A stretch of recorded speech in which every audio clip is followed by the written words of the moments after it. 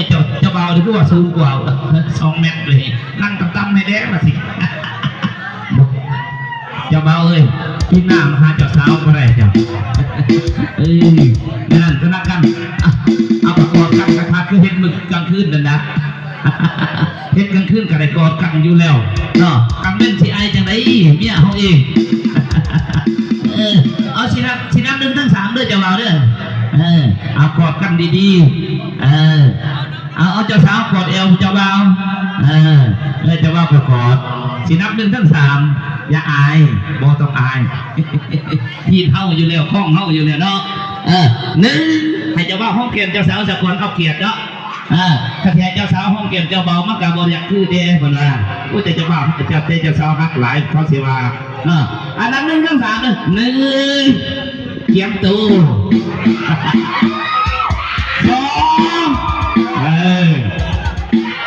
คนก็ทำได้ถ้าก็ได้2 คนก็ทำได้3นับไหมเอาอีก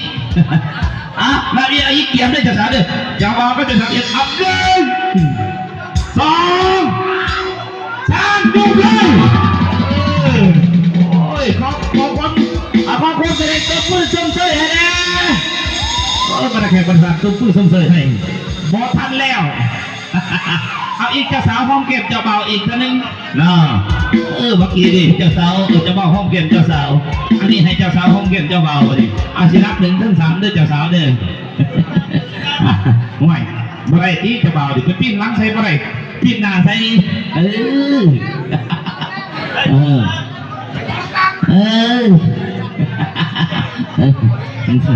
บ่เอาตังก็ได้จะบ่าวนั่งก่อนนั่งได้โอ้เห็นฟันตลกบ่ได้ยืนก็ได้1เกียมกอดกันก่อนบ่ได้2เอา3จูบเลยนะครับทุกคนก็เสกก็จะมาเจ้าสาวได้หักกันสุดทีแล้วเนาะเป็นบัวทิพย์เมียเกลียวเวียนแห้งเพราะฉะนั้นด้วยทุกคนแล้วก็ขอมอบเป็นผลงานเพลงสมหักสมรสมอบให้